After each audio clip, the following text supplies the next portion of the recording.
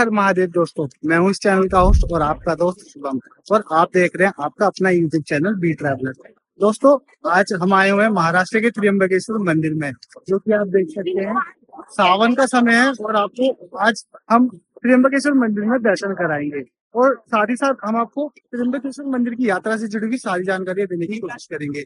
जैसे कि आप त्र्यंबकेश्वर मंदिर में दर्शन करने के लिए कैसे आ सकते हैं, त्र्यंबकेश्वर मंदिर के आसपास में ठहरने और खाने पीने की क्या व्यवस्था रहेगी, और त्र्यंबकेश्वर मंदिर में दर्शन करने के बाद आप और आसपास में कहाँ कहाँ पर घूमने और दर्शन करने के लिए जा सकते हैं। साथ ही साथ दोस्तों, हम आपको ये भी बताएंगे कि त्र्यंबकेश्वर मंदिर आने का सही समय कौन सा रहेगा एंड इस पूरी यात्रा को कंप्लीट करने में आपका कितना खर्चा आएगा। दोस्तों, ये सभी जानकारी हम आपको स्टेप बाय स्टेप डिटेल में देने की कोशिश करेंगे, इसलिए वीडियो को बिना स्किप किए एंड तक देखिएगा। चलिए दोस्तों, देर न करते हुए शुरू करते हैं।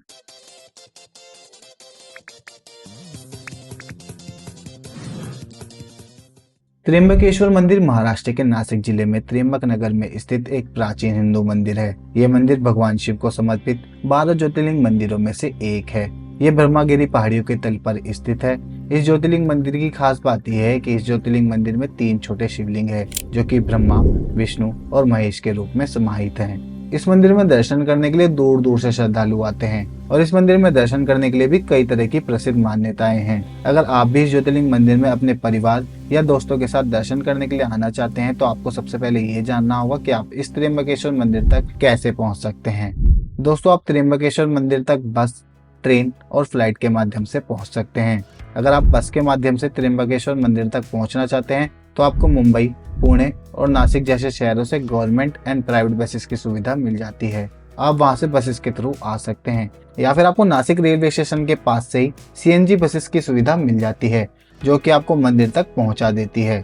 एंड दोस्तों, अगर आपको नासिक रेलवे स्टेशन के पास से भी ये बसेस नहीं मिलती हैं, तो आप नासिक रेलवे स्टेशन से सीबीएस बस स्टैंड पर ऑटो के थ्रू पहुंचकर वहां से डेली बेसिस पर चलने वाली गवर्नमेंट बसेस के थ्रू त्र्यंबकेश्वर मंदिर तक पहुंच सकते हैं।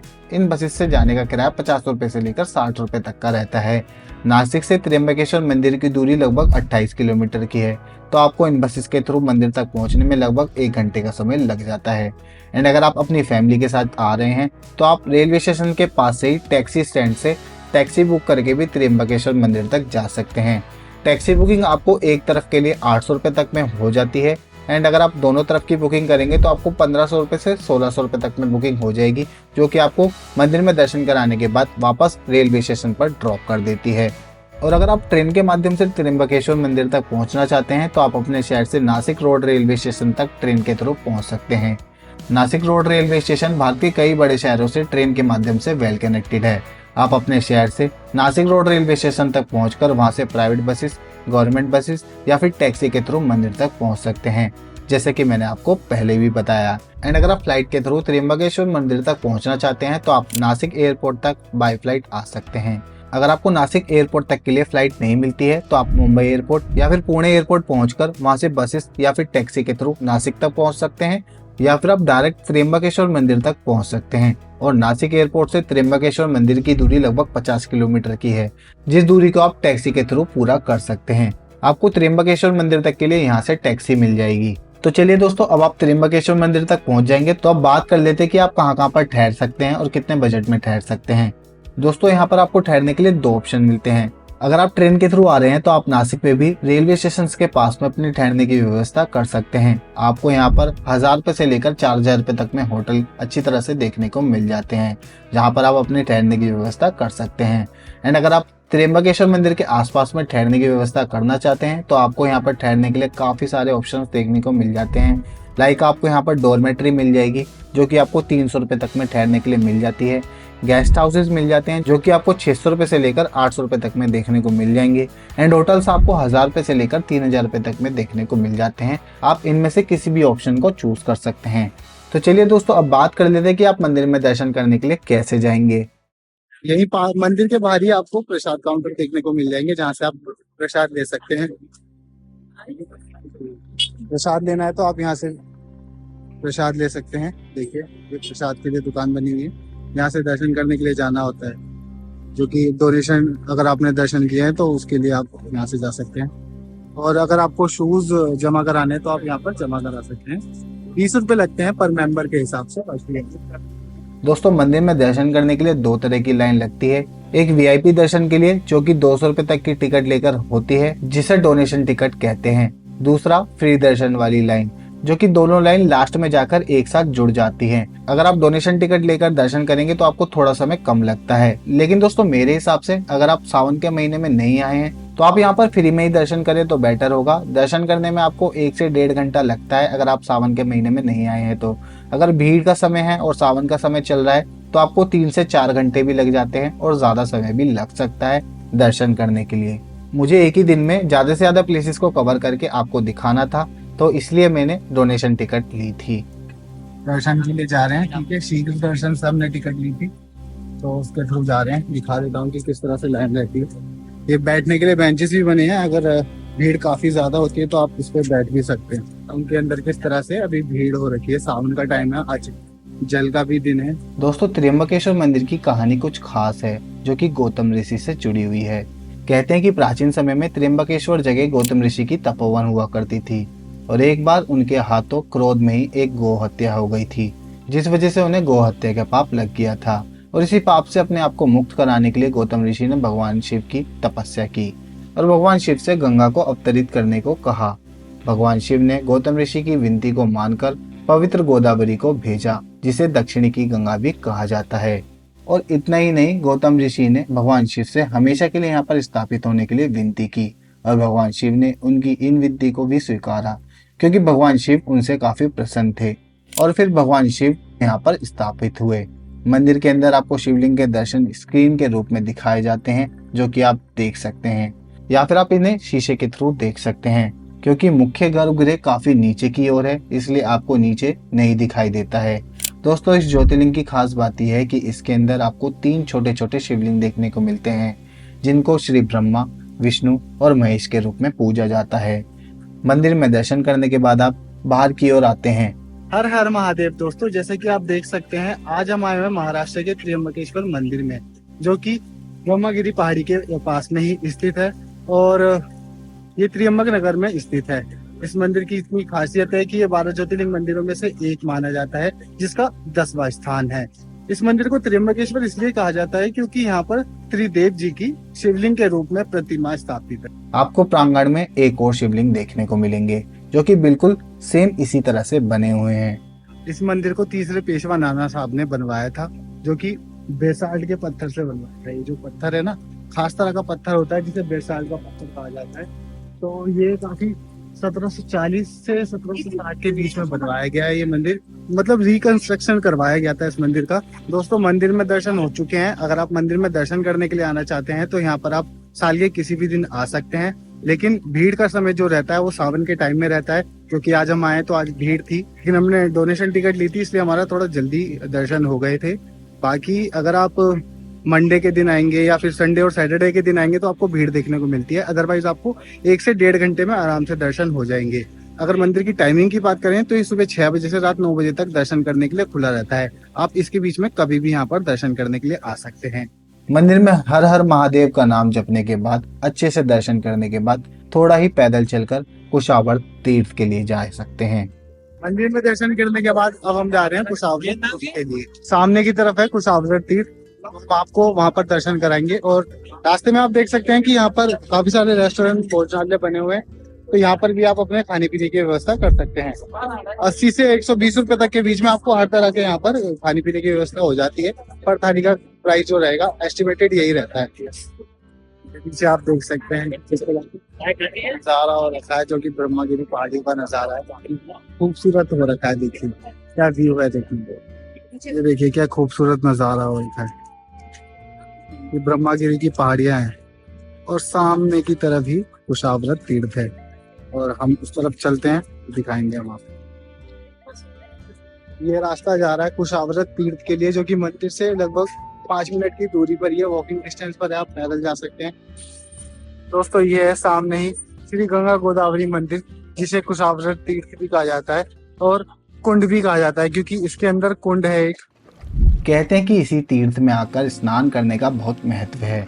कुंभ के मेले के दौरान तो यहाँ पर काफी भीड़ देखने को मिलती है। आप यहाँ पर आकर स्नान कर सकते हैं, चाहे तो मंदिर में दर्शन करने से पहले भी यहाँ पर स्नान करके मंदिर में दर्शन करने के लिए जा सकते हैं। और अच्छे से यहाँ पर दर्शन करने के बाद और स्नान करने के बाद आप नासिक के और भी प्रसिद्ध मंदिरों में दर्शन करने के लिए जा सकते हैं। इसको कुशावर्त तीर्थ में भी हमने अपने सिर पर पानी छिड़क लिया है, तो अब हम आगे की तरफ चलते हैं, जो कि हम पंचवटी के लिए जाएंगे। यहाँ से 30 किलोमीटर दूर है पंचवटी, और जो भी किराया रहता है ऑटो से जाने का वो मैं आपको आगे शेयर करता हूँ। और लगभग 1 से 1.5 घंटा लगता है जाने में। तो अब पंचवटी की तरफ चलते हैं, और वहां पर आप कैसे दर्शन कर सकते हैं और हम कैसे दर्शन कर सकते हैं, सबकी जानकारी आपको आगे देते हैं। ऑटो का किराया बता दूं तो 600 रुपये यहाँ से ले रहा है ऑटो वाला, जो कि आपको पंचवटी में ड्रॉप कर देता है। बाकी अगर आप अप डाउन करते हैं पंचवटी से वापस त्र्यंबकेश्वर के लिए आएंगे तो 1200 रुपये में बुकिंग हो जाती है। थोड़ा ही दूरी पर चलकर हमें सिद्ध हनुमान टेम्पल देखने को मिलता है, जिसे अंजनेरी हनुमान मंदिर के नाम से भी जाना जाता है। दोस्तों, त्र्यंबकेश्वर मंदिर से लगभग 10 मिनट की दूरी पर ही ये अंजनेरी मंदिर है, जो कि हनुमान जी का प्रसिद्ध मंदिर है। कहते हैं कि यहीं पर जो ब्रह्मा जी की पहाड़ियां हैं, वहां पर हनुमान जी का जन्म हुआ था, तो उनका स्थान यहाँ पर बनाया गया है ताकि यहाँ पर दर्शन करने के लिए लोग आ सकें। तो आइए हम भी देखते हैं, मंदिर में दर्शन करने के लिए चलते हैं। यह मंदिर त्र्यंबकेश्वर मंदिर से लगभग 7 किलोमीटर की दूरी पर स्थित है। यह मंदिर हनुमान जी को समर्पित है, जहाँ तक पहुँचने के लिए आपको थोड़ी सी सीढ़ियाँ चढ़कर जाना होगा। इन्हीं सीढ़ियों पर आपको रास्ते में प्रसाद और फूल की दुकानें देखने को मिलती है, जहाँ से आप प्रसाद खरीदकर मंदिर में चढ़ा सकते हैं। आप यहाँ पर आकर हनुमान जी के दर्शन कर सकते हैं। कहानी है मंदिर की यही है कि कहते हैं कि ब्रह्मागिरी की पहाड़ियां जो है, जो पीछे आप देख रहे हैं, वहां पर ही हनुमान जी का जन्म हुआ था। और उसके बाद चलते हैं पंचवटी के लिए। लगभग आधे घंटे का सफर तय कर पहुंच जाते हैं पंचवटी, जिसमें सबसे पहले हम पहुंच चुके हैं गोदावरी नदी के लिए। तो अभी हम पंचवटी के लिए आए हैं, और गोदावरी में हमने सबसे पहले पानी अपने सर पर छिड़का। तो हम पंचवटी में दर्शन करने के लिए जाएंगे, और आसपास में जो भी मंदिर है उधर भी दर्शन करने के लिए जाएंगे। कहते हैं कि यहीं पर भगवान श्री राम जी और लक्ष्मण जी और सीता माता जी ने वनवास काटा था, और उस समय वह यहीं पर स्नान करने के लिए आते थे। आप यहाँ पर स्नान कर सकते हैं, या फिर आप मेरी तरह इस घाट के किनारे कुछ देर बैठकर इस शांत वातावरण को महसूस कर सकते हैं। काफी अच्छा लगेगा अगर आप यहाँ पर कुछ देर बैठते हैं तो। एंड उसके बाद आप घाट से बाहर निकलकर श्री कपालेश्वर मंदिर के लिए जा सकते हैं। ये पंचवटी से कुछ ही दूरी पर स्थित है, जिसके लिए आपको थोड़ी सीढ़ियां चढ़कर जाना होता है। अंदर आपको आराम से 5 मिनट में ही दर्शन हो जाएंगे। ये मंदिर भी काफी अच्छा बना हुआ है, काफी भव्य मंदिर लगा मुझे, तो आप यहाँ पर भी दर्शन करने के लिए जरूर आएं। और उसके बाद आप मंदिर के पीछे गोरेराम मंदिर में भी दर्शन करने के लिए जा सकते हैं। यहाँ पर भी काफी लोग दर्शन करने के लिए आते हैं। एंड उसके बाद आप गोरेराम मंदिर से लगभग 1 किलोमीटर की दूरी पर पंचवटी के लिए जा सकते हैं, जहाँ पर आपको सीता गुफा मंदिर देखने को मिलेगा। यहाँ पर शूट करना अलाउ नहीं था, तो मैं आपको मंदिर के अंदर का दृश्य तो नहीं दिखा सकता हूँ, लेकिन ये बता सकता हूँ कि काफी अच्छा लगेगा अगर आप यहाँ पर भी दर्शन करने के लिए आएंगे तो। मंदिर के अंदर एक छोटी सी गुफा है, जिस कुटिया के अंदर अस्थमैटिक पेशेंट के लिए जाना अलाउ नहीं है। बाकी नॉर्मल सभी तरह से लोग जा सकते हैं, आराम से यहाँ पर भी दर्शन हो जाते हैं। और उसके बाद आप कालाराम मंदिर के लिए भी जा सकते हैं, जिस मंदिर के अंदर शूट करना अलाउ नहीं था। मंदिर के बाहर का दृश्य मैं आपको दिखा देता हूँ। तो दोस्तों, कालाराम मंदिर में भी दर्शन हो गए हैं, सभी मंदिरों के दर्शन हो गए हैं। आज निकल चुके हैं शिरडी के लिए। शिरडी के लिए हमने CBS बस स्टैंड से ही बस ली है, जो कि हमें स्लीपर बस 250 रुपये प्राइवेट बस है। देख सकते हैं आप किस तरह की बस है, मुझे तो ठीक लग रही है। बाकी 2 घंटे में हमें पहुंचा देगी शिरडी तक। वहां जाके होटल लेंगे और कल हम आपको शिरडी के दर्शन कराएंगे। चलिए, आज का दिन यहीं पर समाप्त होता है। अगर बात करें कि त्र्यंबकेश्वर आने का बेस्ट टाइम कौन सा रहेगा, तो आप यहाँ पर अक्टूबर से लेकर फरवरी या मार्च तक के बीच में आ सकते हैं। इस समय यहाँ का मौसम काफी बढ़िया रहता है। बाकी सावन के महीने में थोड़ा महंगा रहता है और भीड़ भी काफी रहती है।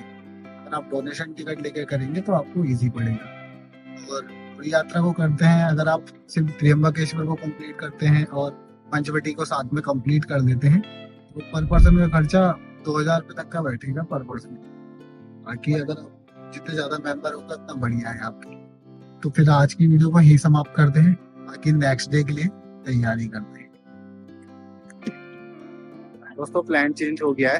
अब हम शाम के समय पे ही जा रहे हैं शिरडी साई मंदिर के लिए दर्शन करने के लिए, जो कि हम नेक्स्ट वीडियो में आपको दिखाने वाले थे। तो प्लान चेंज कर दिया है, तो आज ही हम आपको इस वीडियो में ही दिखाएंगे कि किस तरह से आप शिरडी साई मंदिर में भी दर्शन करने के लिए जा सकते हैं। हमने हम शाम को 5:30 बजे तक ही पहुंच गए थे CVS बस स्टैंड से बस लेकर, जो कि 250 रुपये पर पर्सन के हिसाब से टिकट रही थी। मैंने आपको पहले भी बताया, अगर आप डायरेक्ट शिरडी साई मंदिर में दर्शन करने के लिए आना चाहते हैं तो आप नासिक रोड रेलवे स्टेशन तक पहुंचकर वहां से CVS बस स्टैंड से बस लेकर जा सकते हैं, या फिर आप शेयरिंग टैक्सी के थ्रू भी आ सकते हैं।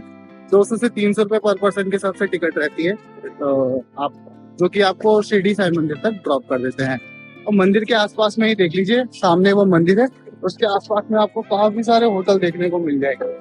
बजट होटल से लेकर धर्मशाला भी काफी मिल जाएगी, जिनमें 700-800 रुपए से लेकर 1000-1500 रुपए तक में आपको बजटेड होटल मिल जाते हैं। बाकी धर्मशाला आपको 500 से 600 रुपए तक में भी मिल जाएगी। और मंदिर के अंदर का दृश्य तो मैं आपको नहीं दिखा सकता हूँ, लेकिन काफी अच्छा मंदिर बना हुआ है, काफी भव्य मंदिर है, तो आपको यहाँ पर भी जरूर आना चाहिए। अगर आप अपनी फैमिली के साथ आते हैं तो आपको यहाँ पर जरूर आना चाहिए। सिर्फ शिरडी मंदिर अगर आप दर्शन करने के लिए आते हैं तो आपको यहाँ पर 1500 रुपए तक में आराम से खर्चा आता है, और आराम से यहाँ पर आपको दर्शन हो जाते हैं।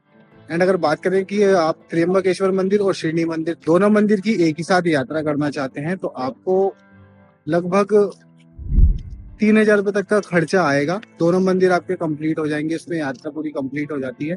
और आप वहां पर भी सर्दी में आ सकते हैं, अक्टूबर से लेकर मार्च तक के बीच में वहां पर आ सकते हैं। बढ़िया मौसम रहता है, बेस्ट रहेगा। तो दोस्तों आज की वीडियो में बस इतना ही। आई होप आपको मेरी इस वीडियो से पूरी यात्रा से जुड़ी हुई सभी तरह की जानकारी डिटेल में मिली होगी। अगर फिर भी कोई क्वेश्चन मुझसे छूट गया है तो आप हमें कमेंट करके पूछ सकते हैं, या फिर आप हमें फेसबुक या इंस्टाग्राम पर मैसेज करके भी पूछ सकते हैं। हम वहां पर भी आपको इसी तरह की जानकारियां देते रहते हैं। आई होप आपको मेरी ये वीडियो पसंद आई हो। अगर आपको मेरी ये वीडियो पसंद आई हो तो वीडियो को लाइक करें और अपने दोस्तों और परिवार के साथ वीडियो को ज्यादा से ज्यादा शेयर करें। एंड ऐसी ही और वीडियोस को देखने के लिए चैनल को सब्सक्राइब करें और बेल आइकन को प्रेस करना ना भूलें, ताकि आने वाली इसी तरह की और भी वीडियोस को आप सबसे पहले देख सकें। मिलते हैं एक और इन्फॉर्मेटिव वीडियो में, तब तक के लिए thank you so much. Her her Mahadev.